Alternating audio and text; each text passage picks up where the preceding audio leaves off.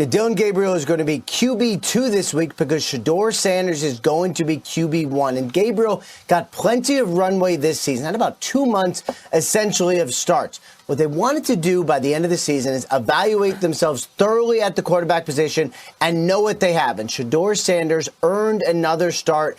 At least. The plan has always been to play him, right? That has always been what, from owner Jimmy Haslam all the way on down to Kevin Stefanski, who has been invested in Shedeur Sanders. They wanted to know what they have at quarterback, and considering the plays that he made, putting his team in position to win and actually winning, he has earned at least one more start, and I would not be surprised if he earns even more, Colleen. How realistic is it to say they give actual consideration to starting Shedeur? I think it is unrealistic. If you look at the Browns' schedule, it's home against Joe Burrow, on the road against Lamar Jackson, home against Jordan Love, on the road against Jared Goff, then home game in London against the Vikings, then no bye, and you come home on the road against Aaron Rodgers and the Steelers. That's a gauntlet.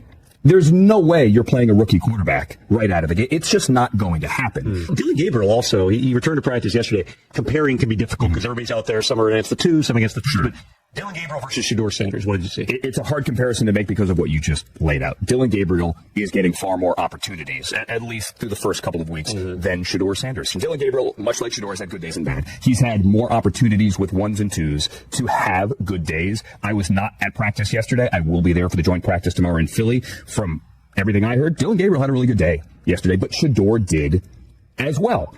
An NFL insider has just gone on the record and confirmed what so many people suspected, but nobody was willing to say out loud.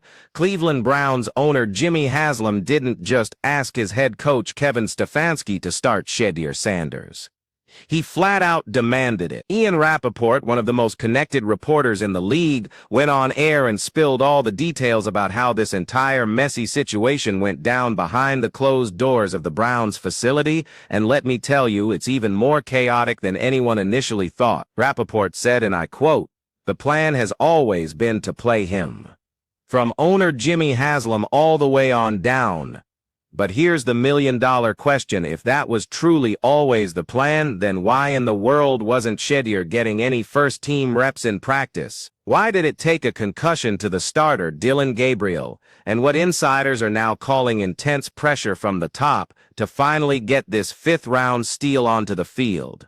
The uncomfortable truth is that Stefanski never wanted to make this move. The owner had to force his hand, and now that Shedeur just went out and won his debut, becoming the first Browns rookie quarterback to do that since 1995, the entire power structure in Cleveland is on the verge of being completely exposed.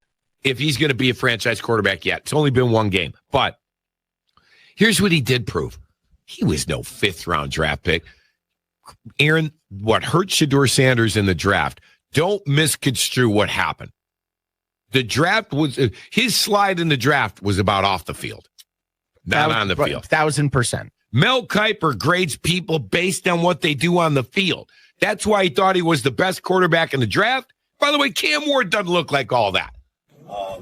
If you just told me, so you picked him on Saturday, right? Friday night driving home, y'all are going to pick Shedeur, I would say that's not happening. But we had a conversation early that morning, and then we had a conversation later that day. I think we had the right people involved in the conversation. At the end of the day, that's Andrew Berry's call. Andrew made the call to pick Shedeur.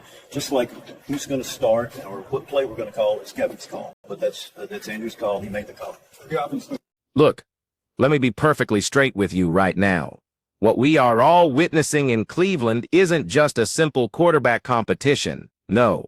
This is a full-blown, high-stakes power struggle between an owner who clearly believes he knows talent when he sees it, and a head coach who has been far too stubborn to admit that he might have been completely wrong.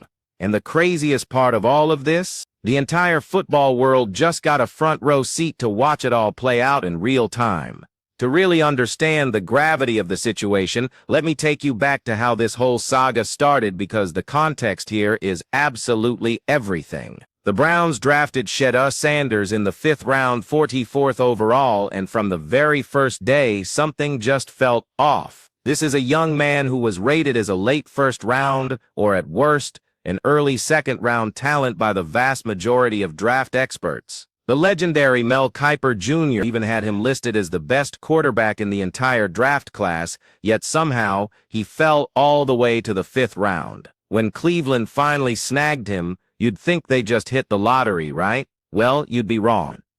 Instead of nurturing him, instead of giving him meaningful reps, instead of developing him and treating him like the potential franchise-saving quarterback he could be, Kevin Stefanski buried him deep on the depth chart behind Dillon Gabriel. And here's where it gets really interesting, because while Stefanski was publicly propping up Gabriel week after week, Jimmy Haslam was behind the scenes singing a completely different tune. ESPN's Daniel Oyefusi broke the story that while Stefanski was playing coy about when or even if Shedeur would ever see the field, Jimmy Haslam went on the record stating that it was absolutely important to evaluate both rookie quarterbacks before Let that statement sink in for a moment.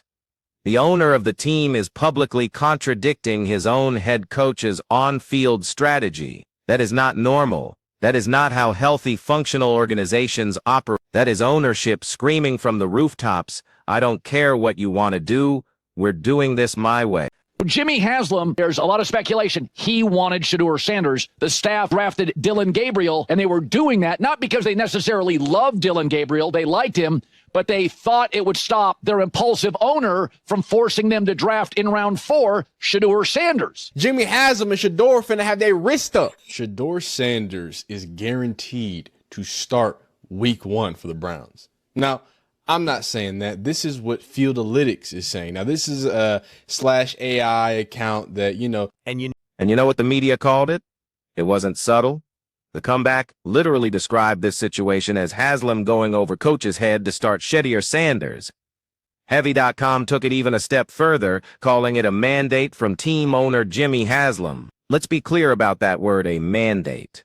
It's not a suggestion, it's not a friendly recommendation, it is a direct order. That word implies that Kevin Stefanski had absolutely no choice in the matter once the directive came down from the very top. Now let's talk about why this all had to happen, because Dillon Gabriel's on-field performance made it completely impossible for Stefanski to keep defending his decision. Gabriel started 6 games for the Browns and managed to go 1-5. His Pro Football Focus grade was a dismal 49.0, which officially ranked him 39th out of 39 qualified quarterbacks in the entire league. Let me repeat that 39th out of 39. You literally cannot be any worse. He was dead last. He averaged a measly 117 passing yards per game and completed only 2 of his 8 pass attempts that traveled 20 or more yards downfield. The offense wasn't just bad, it was unwatchable. The games felt like a punishment for Browns fans, a fan base that has already suffered more than enough. But Stefanski just kept rolling him out there week after week, kept giving him all the first-team reps, and kept acting like Gabriel was the answer, when everyone with functioning eyeballs could clearly see that he wasn't. And that's precisely when the whispers started getting louder and louder. Cleveland radio hosts were going off on Stefanski. Tony Rizzo said on ESPN Cleveland, "How can this kid that was rated as a late first-round draft pick not get on a field for a team that sucks? They're not even giving him reps. That's on the coach, man. Stefanski's going to have to answer for that." And his co-host Aaron Goldhammer went even harder, saying, "I guess that coach Stefanski would rather get fired than play Shedeur Sanders because I think that's where we're at." Just think about that for a second. The local media, the people who cover this team every single day, were openly questioning whether the head coach would rather lose his job than swallow his pride and admit he was wrong about his quarterback choice. Some of the passes sailed on him. You get the second week of hearing his cadence as a lineman. You get the second week of seeing his passes come at you as a receiver. You're building continuity. And before everybody starts going to he should have started week 1, he could be our franchise. How about we make a deal? And I know for a lot of you younger people, this is hard because you're all about the next thing. How about this? How about we just take this thing week to week? And then it happened. The moment that... Then on November 16th, in the game against Baltimore, the moment arrived that changed everything.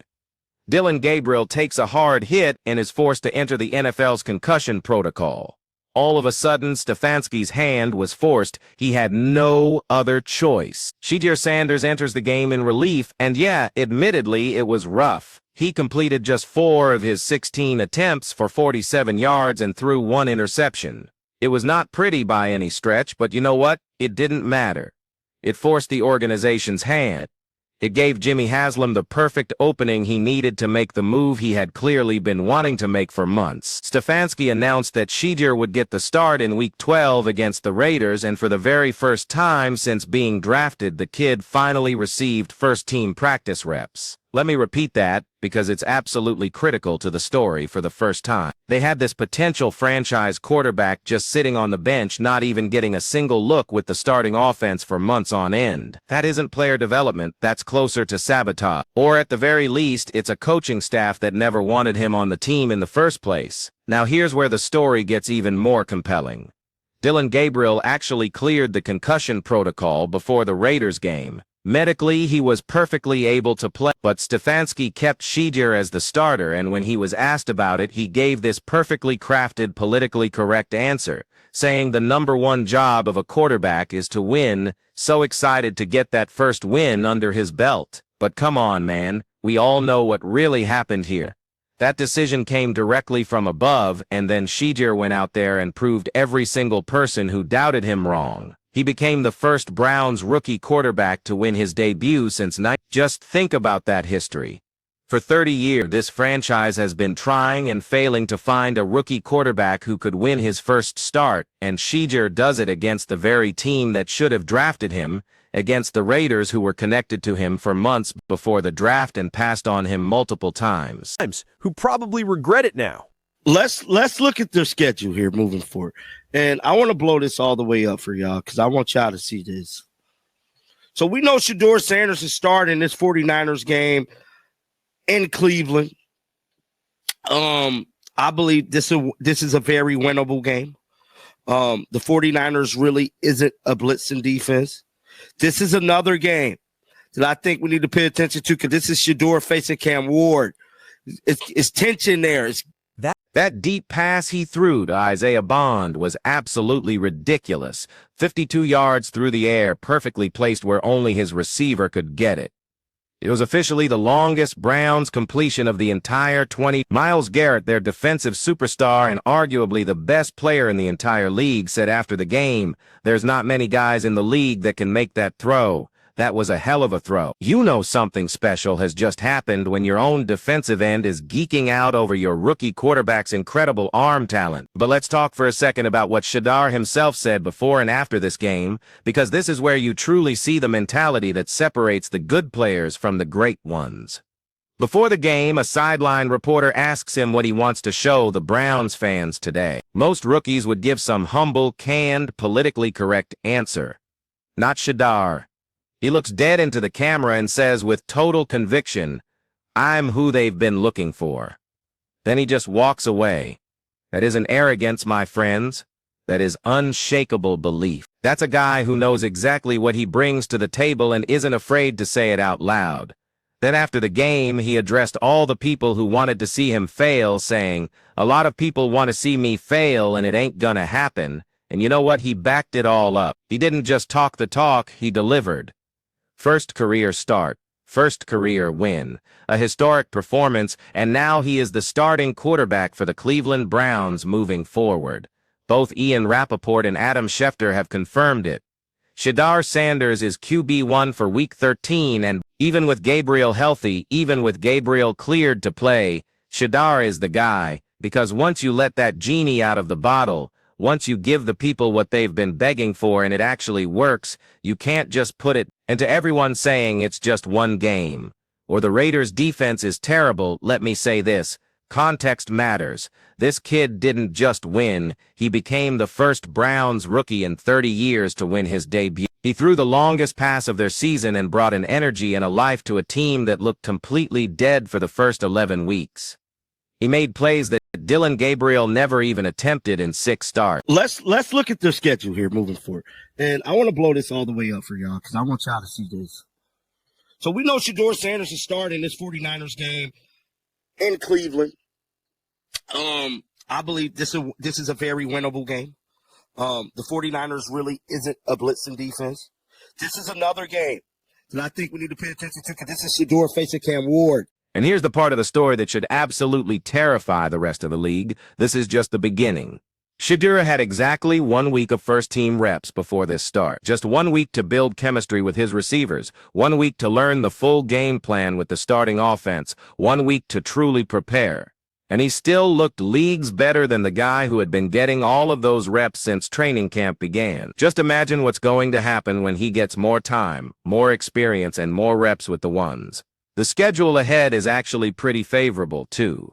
He's got the Niners this week, then the Dolphins. Both are winnable games. Then he has a revenge game against the Bengals, another one against the Bears with Caleb Williams, a rematch from college where Shedeur went pound for pound with him. If Shedeur goes 4-2 or even 3-3 down this stretch, there is no more conversation about drafting another quarterback, and he will have earned the job permanently. But here's what really gets me about this whole situation: the dysfunction behind the scenes. Despite all the public denials, despite Stefanski and Shedeur both saying there's no tension, we know better. We've seen the reports. We've heard the insiders. One sports reporter noted that draft room footage showed no less than perfunctory applause when Shedeur's name was called. That means the coaching staff wasn't excited. They didn't want him. NFL insider Benjamin Albright confirmed it, saying there was definitely a split in the room, but when ownership speaks, decisions tend to follow. That's as clear as it gets. The coaching staff wanted someone else. Ownership wanted Shedeur, and when push came to shove, ownership won. Jimmy Haslam tried to downplay his involvement, but Sports Illustrated noted that Haslam made it clear that GM Andrew Berry was the one who wanted to draft Sanders, not Stefanski, so the head coach got overruled in his own building. That creates resentment. That creates tension. That creates a situation where the coach isn't fully invested in developing the quarterback. And that's why Shedeur's success is even more impressive. He succeeded despite his circumstances, not because of them. He won despite not getting first-team reps for months. He won despite a coaching staff that reportedly didn't want him. He won despite all the doubters who said he fell to the 5th round because of off-the-field issues, when we all know his on-field talent was first-round caliber. ESPN Cleveland said it best. His slide in the draft was about off the field, not on the field. Mel Kiper grades people based on what they do on the field. That's why he thought he was the best quarterback in the draft. And you know what? They're right. We all just watched it play out. So here's where we stand. Jimmy Haslam forced Kevin Stefanski's hand, and in doing so he might have just saved the Browns' future. Shedeur Sanders won his first career start, made history, and proved he's everything Cleveland has been searching for since they came back to the NFL. They've tried 42 different starting quarterbacks, 42, and now they might finally have their guy. The tension between ownership and the coaching staff isn't going anywhere. But you know what else is real? Shedeur Sanders' arm talent, his confidence, and his ability to deliver. And if Jimmy Haslam hadn't stepped in, we might never have seen it. The question now isn't whether Shedeur can play. He answered that. The question is whether the Browns organization can get out of its own way long enough to let him become the franchise quarterback they desperately need. Because if they mess this up, Browns fans will never forgive them. If you made it this far, smash that like button and subscribe, because we're covering every single step of Shedeur's journey. Drop a comment below. Do you think Jimmy Haslam was right to force Stefanski's hand? Let's debate it.